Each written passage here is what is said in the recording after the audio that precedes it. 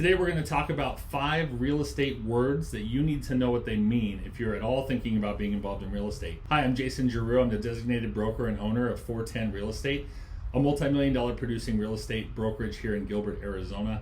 And I am super excited to have you here with us. We will talk about that in just a moment. But before we do, if you would do me the favor of clicking the subscribe button and the notification bell so that you can join the 410 family and be notified of videos as we post them. Typically like to share some helpful real estate information, some information about local businesses that are coming up and what's happening around the community, and just really like to share that with the community and be a good resource for our community members. But today we are going to talk about 5 real estate words that you should know the definition of if you are at all thinking about participating in real estate, buying or selling at all. Just kind of some basic things that we hear about when people say, well, what does that mean? Because as with any industry, when you're in real estate, you tend to start using words that you use all the time. And other people that aren't in the industry don't pick up on it. So I wanted to take a chance to at least discuss a few of them. First one we're going to talk about today, closing costs. Most people understand that there are costs associated with buying a home and selling a home. Closing costs are things like title insurance that both parties pay, seller and buyer, title fees, escrow fees that both parties pay. Sometimes there's mortgage costs, origination costs, there's points potentially being paid on the loan, there's loan costs for the buyers potentially.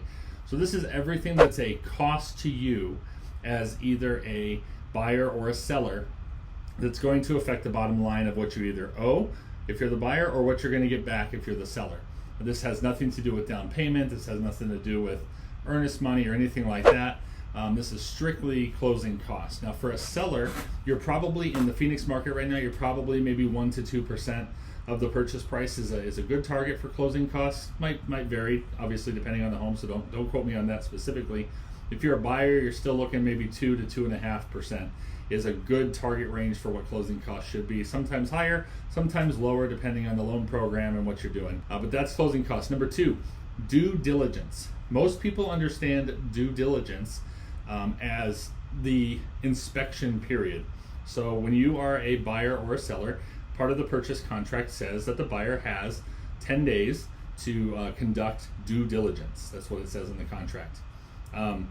Now you can negotiate that time frame. We're seeing people coming in with 5-day due diligence periods to try and shorten those up. But really what a due diligence period is the time that you are allotted to investigate the property. You can do home inspections, you can do sewer inspections, roof inspections, HVAC inspections. You can check out the HOA, make sure there aren't anything, isn't anything in their CC&Rs that's going to be a problem. You can check out the local community, all of your due diligence that you can do to get comfortable with purchasing the home. At the end of that period, you have to issue as a buyer what's called a buyer's inspection notice, and that is basically notifying the seller one of 3 things. We accept the property the way it is, we don't want the property anymore at all and we're walking away, or we're giving you the opportunity to remedy the issues we found during our due diligence period. So that is due diligence, also known as inspection period, typically 10 days. Again, this is Arizona specific, so if you're watching from out of state, these numbers may change based on what state you're in. I can only speak to Arizona as well. Earnest deposit is another one. So sometimes people get earnest deposit and down payment confused. Typically, an earnest deposit is put down to secure the property, and that's basically your collateral ensuring that you are going to fulfill your obligations for the contract. So typically what will happen, $400,000 house, you usually see about a 1% earnest deposit is kind of the base of what you would see, so that's $4,000 in earnest. Now if your lender is requiring you to come up with $80,000, 20% down, then you're going to take the $80,000, subtract the 4 that you've already put down, and that means you need to bring an additional $76,000 in down payment funds. So it's not the same thing, but it becomes part of that down payment. Now you can lose your earnest money if you're not careful, so you have to be real careful. There are really only a few options during the contract process that allow you to cancel the contract and still get your earnest money back. The first is inspection issues. Again, if you walk away from the deal because of something during due diligence, or if you're unable to negotiate repairs and you decide you're going to step away and not move forward, that's the first one. The second one is the appraisal. If you purchase the property with financing and there's an appraisal done and it doesn't come in at or above the value that you need it to, and you're not able to work out the difference with the seller, that is a contingency that you can potentially withdraw and retrieve your earnest money back. And the final one is financing. If you, despite your best efforts, cannot obtain a loan at the end of the contract, that is the third contingency that you potentially could withdraw and retrieve your earnest money back.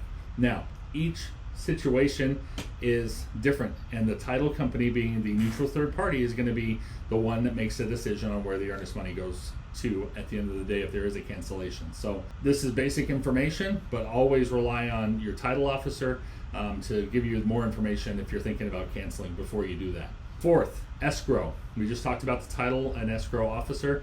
Escrow is the period of time between when you agree to a contract and when you close, and it's everything that happens in between. So escrow is typically going to be revolved around title insurance, clearing title to make sure there's no liens against the property that will cause problems later on. It's verifying that the documents are all in order.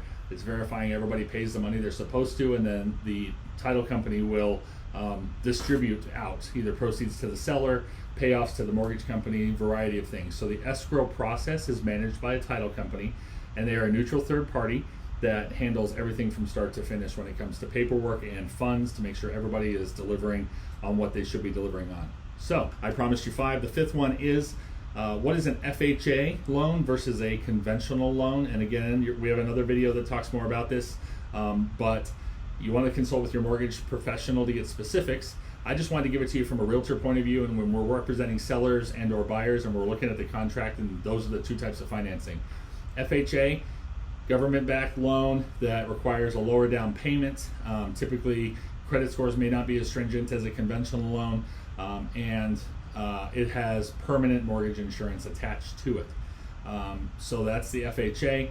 The other side of that coin is the conventional. Those can range anywhere from 3% down all the way up to 20-25% down, depending on what you're using the property for. If you borrow more than 80% of the loan or the property value, they have to include mortgage insurance, but that mortgage insurance can come off when the property value is an 80-20 ratio again.